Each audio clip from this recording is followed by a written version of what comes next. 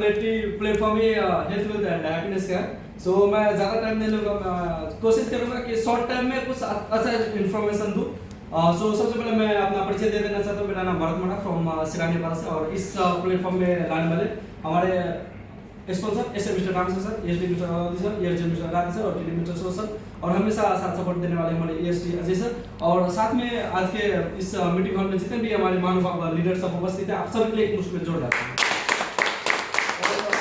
इतने अच्छे महान प्लेटफॉर्म क्रिएट कर देने वाले, हमें एक दूसरा अवसर देने वाले हमारे डीएक्सन कंपनी का फाउंडर चेयरमैन डॉक्टर लीव चोजिन के लिए भी एक जोरदार ताली। और इससे पहले मैं बताया आप सभी को कि हमें दूसरा अवसर देने वाले हमारे डीएक्सन कंपनी का चेयरमैन है।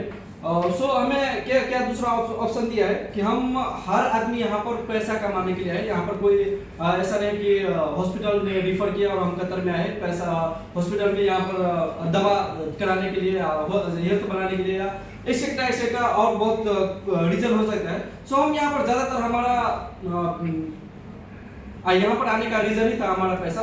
सो हमारा मतलब एक हो जाता है कि एक अगले सर्वे को भी बताया था कि 1000+3 से हमें क्या करना पड़ता है, यहाँ पर काम करना पड़ता है, वो भी कितना 8 घंटा काम करना पड़ता है, तब जाके हमें 1300 रियाल आता है। पर कई बार ऐसा सिचुएशन आ जाता है कि हमें 1300 रियाल से नहीं पुगता है। फर्स्ट तारीख में 1 तारीख को ही हमें दूसरे आदमी से पूछना पड़ता है कि भाई आप इस महीने में पठाओगे क्या, आप इस महीने में पैसा भेजोगे क्या। अगर नहीं भेजोगे तो वो पैसा मुझे दे दो, मैं आपको नेक्स्ट महीने में आपको वो पैसा लौटा दूंगा। उससे भी नहीं होता है तो बोलता है कि आप 1000 रियाल दे दो, मैं आपको 100 रियालों से ज्यादा बढ़ा करके दे दूंगा नेक्स्ट महीने में। तो ऐसा भी सिचुएशन आता है। उसका एक ही रीजन क्या होता है कि हम अपने जीवन में अपना वैल्यू नहीं बना पाएगा। अपने जीवन में हम वैल्यू नहीं बना पाए, मतलब हम एक लेवल से ज्यादा ऊपर का जो आदमी होता है उसे फॉरमैन बोला जाता है। फॉरमैन का फिर सैलरी 2500-3000 आ जाता है। उसे भी ऊपर का देखेंगे तो थोड़ा बहुत ड्राइवर है उन लोगों का भी 5000 तक समथिंग आ जाता है। इंजीनियर होता है उन लोगों का 6000 तक आ जाता है। जैसे जैसे पोस्ट बढ़ता है, इंक्रीज होता है, वैल्यूएबल इंसान का बढ़ता है, वैसे वैसे क्या होता है, पैसा भी बढ़ता है। तो उसके हिसाब से अभी सोचना पड़ेगा कि हमारा वैल्यू और हम कहाँ पर है। अगर हमारा 1000 है मतलब हम सबसे अभी, मैं गलत नहीं बोलना चाहता हूँ, माफ करिएगा, पर जो सत्य तथ्य है वो मैं बोलना चाहता हूँ कि हमें खुद को देखना पड़ेगा कि हमारा इनकम क्या है। उसी के हिसाब से हमारा अपना खुद का वैल्यू भी पता करना पड़ेगा। अब वैल्यू क्रिएट करने के लिए अभी देखेंगे तो डीएक्सन में कोई एज का मायने नहीं है। हर कोई डीएक्सन कर सकता है, चाहे पढ़े लिखे हो, नहीं पढ़े लिखे हो, पूरी तरीके से शिक्षित हो, चाहे अनपढ़ हो, लूले हो, नांगर हो, बहुत स्मार्ट हो, हीरो हो, कोई भी कर सकते है। क्या इसमें कोई रोक ठोक नहीं है, हर कोई कर सकता है। मतलब यहाँ पर हमें क्या दिया जाता है, दूसरा अपॉर्चुनिटी, दूसरा अवसर दिया जाता है अपने वैल्यू क्रिएट करने का। मतलब जैसे मैं कंपनी में बताया, एक लेबर से उठ के अगर आप फॉरमैन बनते हो तो वहीं पर आपका सैलरी अगर 2000 भी हो जाता है तो ये क्या हो गया, एक वैल्यू क्रिएट हो गया। वैसे डीएक्सन में भी पोस्ट के हिसाब से यार, जैसे आप स्टार एस आप एसआर बनते हो, एसआर बनते हो, एसडी बनते हो, वैसे ईएसएसडी बनते हो, ईएसएसडी बनते हो, वैसे ही डीएक्सन में पोस्ट भी दिया जाता है। पर ये क्या होता है ना कि हमारा वैल्यू को भी इंक्रीज करता है। जैसे हमारा वैल्यू बढ़ता है वैसे पैसा भी इंक्रीज होता है। मतलब यहाँ से आपको कोई लिमिट में पैसा नहीं दिया जाता।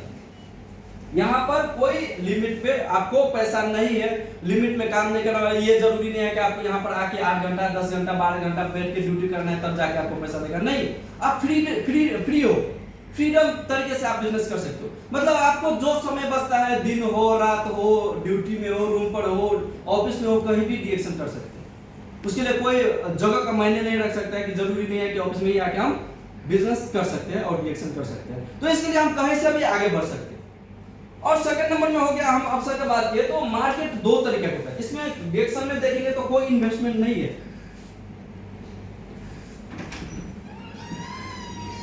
इन्वेस्टमेंट देखेंगे तो कोई इन्वेस्टमेंट नहीं है। इन्वेस्टमेंट का मतलब क्या होता है, मैं थोड़ा सा शॉर्ट में बता देना चाहता हूँ। इन्वेस्टमेंट का मतलब क्या हो जाता है, हम पैसे कहीं पर लगाए, वहां से हमें कुछ चीज नहीं मिला, इंस्टेंट यानी तुरंत कुछ नहीं मिला, उसे हम इन्वेस्टमेंट बोलते हैं। यानी उसमें रिस्क भी हो सकता है। सपोज मैं सर को एक 2000 रियाल दिया, वो सिर्फ मुंह जबानी मुझे बोला कि मैं आपको, मुझे 2000 रियाल दो, आपको मैं अगले महीने 2000 का 2 से बढ़ा के देता हूँ। मतलब वो क्या हो गया, एक तरीके से मैंने इन्वेस्टमेंट किया। पैसे का इन्वेस्टमेंट किया, वो अगले महीने में मुझे 2 से ब्याज देगा, वो भी एक तरीके से क्या हो गया, इन्वेस्टमेंट हो गया।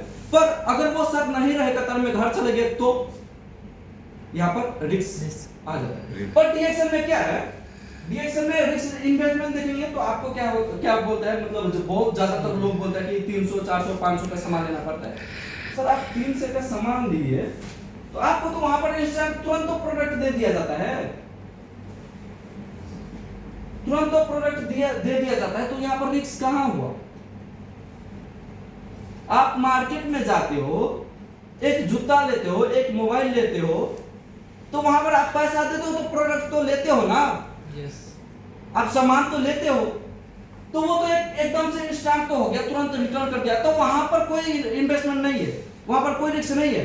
सेम वैसे डीएक्सएल में भी तो कोई रिस्क नहीं है, आपको प्रोडक्ट आपका पैसा दे दिया जाता है। ऐसा तो नहीं बोलता कि आप मुझे 500 रियाल दो, अगले महीने आओ 6%, मैं आपको 6% आपको बोनस दे देता हूँ, ऐसा है नहीं है। इंस्टेंट आपको तुरंत प्रोडक्ट देता है इतने पैसे का, मतलब यहाँ पर क्या है, कोई भी रिस्क नहीं है।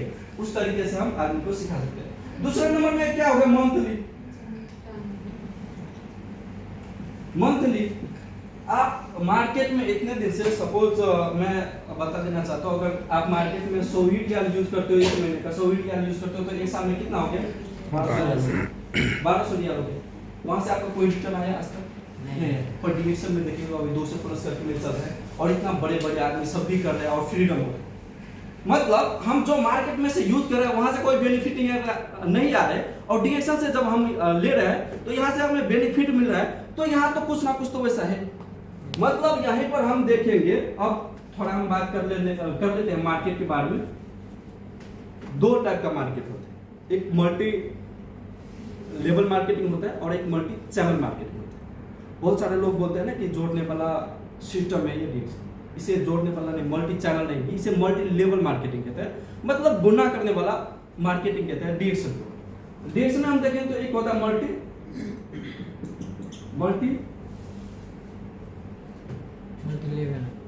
चैनल मार्केटिंग हो जाता है, एक हो जाता है मल्टी लेवल मार्केटिंग। अभी हम डीएक्सएल में हम जितने भी आदमी नहीं थे, उससे पहले हम कहाँ थे, मल्टी चैनल लेवल मार्केटिंग। मतलब सपोज अगर एक कोई मैन्युफैक्चरिंग एक प्रोडक्ट 20 रुपया का बनाता है, अब वो तो बनाए तो वो सेल तो करेंगे। अब सेल करने के लिए वो क्या करते हैं, यहाँ पर C&F एजेंट को क्या करते हैं, पोस्ट करते हैं, पोस्ट एंड फॉरवर्डिंग। मतलब एक देश से लेकर दूसरे देश में भी प्रोडक्ट को भेजने के लिए क्या करता है, इसे ये इंटरनेशनल लेवल का होता है, जैसे एक देश से दूसरे देश का कांटेक्ट हो, उस लेवल का ये आदमी होता है, उसे पोस्ट एंड फॉरवर्डिंग भी कहा जाता है। उसके 3rd नंबर में हो गया, यहाँ पर हम देखेंगे तो यहाँ पर प्रोडक्ट जैसे क्रिएट किया ना, मैन्युफैक्चरिंग किया, C&F एजेंट को दिया। अब ये मैन्युफैक्चरिंग वाले क्या करेंगे, टीवी सीरियल वाले को हायर करेंगे। प्रोडक्ट बनाए हैं, अगर आपको पता ही नहीं चले कि कोलगेट यूज करने से क्या होता है और कोलगेट कैसे यूज करेंगे तो प्रोडक्ट सेल होगा नहीं होगा। मतलब वो क्या करते हैं, प्रोडक्ट निर्माण करके टीवी सीरियल वाले को हायर करते हैं, बड़े बड़े सेलिब्रिटी को हजारों लाखों करोड़ों रुपया देकर के हायर करते हैं। और उसके बाद में देखेंगे तो यहाँ पर होलसेलर आ गया, उसके बाद रिटेलर आ गया, उसके बाद कस्टमर आते हैं, कस्टमर उसके बाद आते हैं। मतलब एक मैन्युफैक्चरिंग अगर 20 रुपए का सामान यूज किया तो उसमें से अगर 2% ये टीवी सीरियल वाले भी लिए, 2 करोड़ तो वैसे ही ले लेता है। बड़े बड़े सेलिब्रिटी को देंगे करोड़ से नीचे का बात ही नहीं करता है। उसके बाद ये प्रोडक्ट ये बेनिफिट लेता है, अगर 2% ये ले लेता है, 2%। अब कोई होलसेल वाले को आज तक गरीब देखे हैं नहीं, कोई मार्केट वाले को आज तक गरीब देखे हैं नहीं देखे। मतलब ये तो वहां से तो कुछ ना कुछ कमाता है, वो बनाता नहीं है पर कमाता तो जरूर है। वहीं पर उसके बाद हम देखेंगे तो होलसेल वाले भी कुछ पैसा कमा रहे हैं। उसके बाद रिटेल जो बकाले वाले भी तो कमा ही रहे भाई, उसका तो प्रोडक्ट नहीं है, वो तो धान गेहूं काट के यहाँ पर तो साग सब्जी काट के तो नहीं बेच रहे हैं, वो भी किसी ना किसी के माध्यम से ले ही रहे हैं। मतलब वो भी उसका भी वो प्रोडक्ट कोई नहीं, उसका भी प्रोडक्ट नहीं है। उसके बाद प्रोडक्ट कहाँ आते हैं, कस्टमर के पास। यहाँ पर आते देखिए जो प्रोडक्ट का प्राइस 20 रुपया था ना, रियल प्राइस, वहां पर यहाँ पर आते 100 रुपया हो जाता है। यहाँ पर आते 100 रुपया हो जाता है। मतलब एक मैन्युफैक्चरिंग का काम होता है प्रोडक्ट क्रिएट करने का, और उसके बाद हो जाता है एक आदमी का काम क्या हो जाता है, कस्टमर का काम होता है प्रोडक्ट यूज करने। मतलब इतने बीच में जितने भी आदमी है ये सिर्फ प्रोडक्ट को मूव करके पैसा कमाते हैं, सिर्फ प्रोडक्ट को मूव करने का पैसा कमाता है। अभी इससे पहले संडे को क्लास में मैं बताया था कि ये बहुत ही बड़ा मार्केट है। अब वो कैसे है मैं एक एग्जांपल के साथ बता देता हूँ। जैसे मैं बताया एक मैन्युफैक्चरिंग 20 रुपया का अगर प्रोडक्ट यूज क्रिएट करता है तो वो 100 रुपया में यहाँ पर आते आते बेचता है, बिकता है। तो ये पैसा, ये सभी पैसा किसके पास आता है, किस कौन देता है, एक कस्टमर देता है।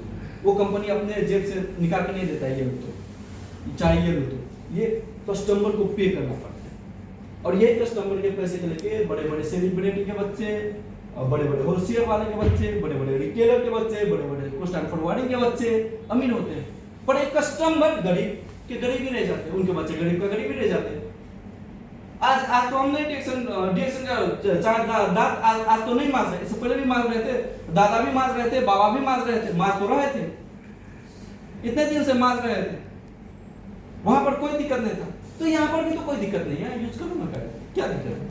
अभी आपको मैं एक एग्जांपल दे देना चाहता हूँ, कितना बड़ा